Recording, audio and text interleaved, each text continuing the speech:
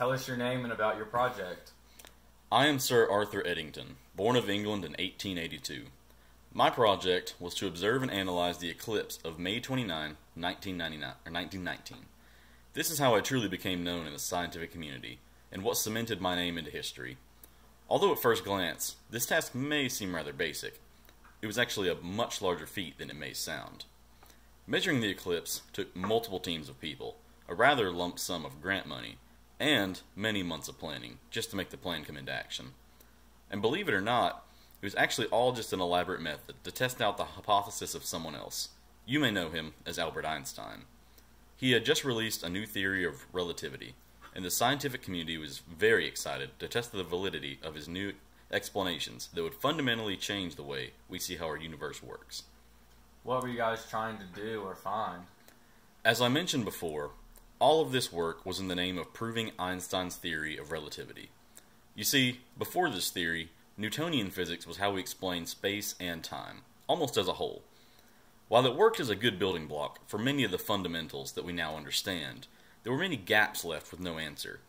Newtonian physics describes space and time as two entirely separate variables. Einstein's new theory was that the two were actually relative, with both space and time playing off each other in a four-dimensional continuum called space-time. One of the major implications of this theory would be that light would no longer be modeled as moving only in a straight line. Gravity would affect this movement, even if the change was minuscule. Testing such a change required some serious work, especially back in the 1900s. We had to take baseline measurements of the position of light from a particular star cluster at night in the middle of January, and then again in February. This obviously required some heavy-duty instruments, which were required through a government grant. Those same stars would be measured again during the eclipse, when their light was passing by the sun, and the changes would either prove or disprove Edison. Where did the project or experiment take place? The testing for the experiment was initially supposed to be done by my team on an island near Africa called Principe. However, we were let down that the weather didn't want to cooperate with us. On the day of the eclipse, we were met with clouds and gloomy skies, so it was evident that my team would not be able to carry out the experiment. Luckily, I had prepared for this. I had sent a second team to Sobral, Brazil, for just such a contingency. They were not without their own issues, however. The sweltering heat was making the original instruments unusable, so they had to switch to a smaller backup unit with different lenses.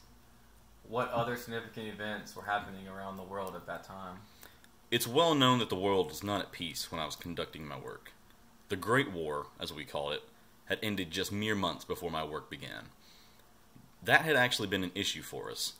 All factories had previously been conducting work to help the war effort, with no spare materials to construct our astronomical equipment.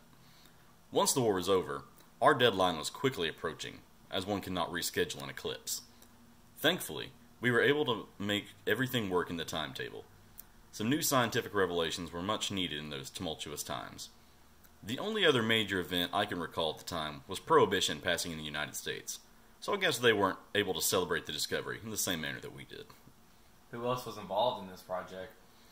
Although I was instrumental to the operations of this experiment, I cannot take all of the credit. After all, it was the theory produced by Einstein that we were there to verify in the first place. The experiment itself was actually the idea of Sir Frank Watson Dyson, who held the position of Astronomer Royal of Britain. He simply needed some well-trained men to lead the discovery efforts for him. That's where I, and my colleague Andrew Crommelin of the Royal Greenwich Observatory, came in. Although I was head of expeditions, Crommelin helped manage everything. He was in charge of the team in Brazil, whose measurements we ended up using. So what was your role in the project? My position could be described as the mission coordinator. I instructed everyone on what to do and where to go. However, I was not merely barking orders. Upon the team's return to England, I took it upon myself to perform the calculations necessary to prove all the data useful. Altogether, calculations and rendering the data useful in a report took me a little over a year. While it was originally met with some skepticism, repeated experiments have only proven me to be correct. What impact did your experiment have on the scientific community? The experiments I conducted made great waves in the scientific community. Ultimately, the findings proved Einstein's theory of relativity correct, changing the standard from Newton's theory. This was what actually pushed Einstein to a household name, whereas before he was but a newcomer. This new theory, relating space, time, and gravity, has gone on to further our knowledge of the universe in astounding ways. Some people still didn't accept this model until more and more experiments were performed, but they only proved to confirm my results, and by the 1960s, all the findings were widely accepted. What did this experiment do for your career? This experiment gave me validation as a serious member of the scientific community, especially where physics and astronomy are concerned. I spent the rest of my days working on a unifying theory, expanding on the theory of relativity mathematically, and trying to explain all of the universe's forces with one combining theory. Although my models never truly caught on, I worked indirectly with Paul Dirac in the same field. His models are still considered for the unifying theory today.